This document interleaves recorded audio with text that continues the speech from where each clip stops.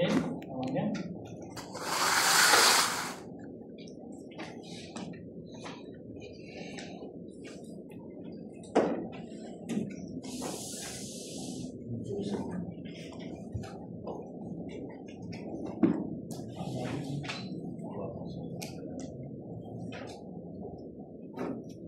Nanti nak sebut Saidina pun boleh kan? Tapi saya ambil lafaz sini kan?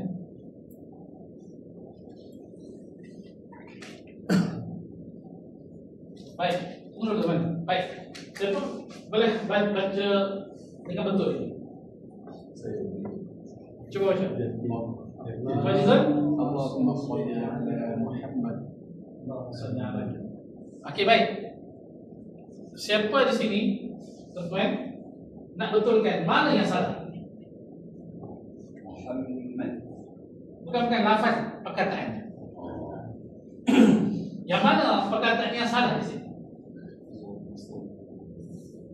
Sholli ala ala Ha? ala Ala tak? Allah. Allah ni asal perkataan kita sebut itu kan, ya Allah ya. Allahumma. Dari segi tulisan juga. Ya penulisan. Ada yang salah. Tulisannya. Ali ya nanti itu. Ya tak ada. Okey. Ya tak ada ya. Ini pendapat kau ni. Kalau hati kami dia. Kau jadi. Mana yang salah? Tadi tu nak tak ada Ustaz. Tengok. Ya, kalau tuan ingat saya betul saya. Kalau kita salah saya. Di mana tak salah? Sebenarnya Google lah. Okey, salah di sini dia ya. Kita sebut begini. Salli ala Muhammad. Bukan salli boleh macam begini ya. Yang ni salah. Ya. Allahumma salli. Salli ala. Bukan salli. Baik. Salli ni nama kan pada salda maksudnya selawat kan. Kalau salli ni apa dia maksud dia? Salli ni Solat tahajud. bukan. Kita bagi perempuan. Kalau seorang ayah suruh anak perempuannya berselawat, Allahumma salli ala Muhammad. Dia kena selawat. Berselawatlah ke atas Muhammad. Ya.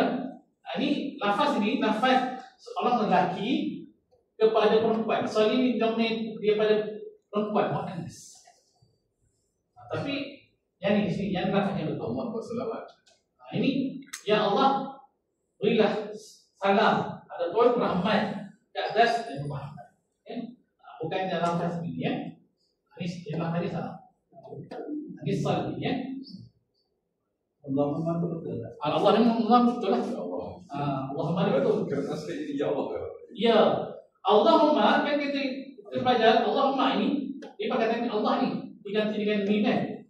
Ya Allah asalnya ini makna Allahumma ya Allah. Ya Allah ya Allah juga.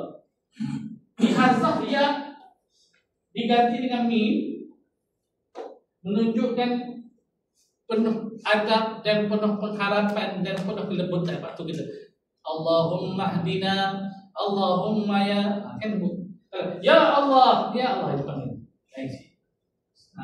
Ya. Itu doa Allah banyak gunakan. Kita jumpa tak perkataan doa yang Allah ajar ya Allah ada. Tak ada semua Allahumma kan? Ya Allah ajar.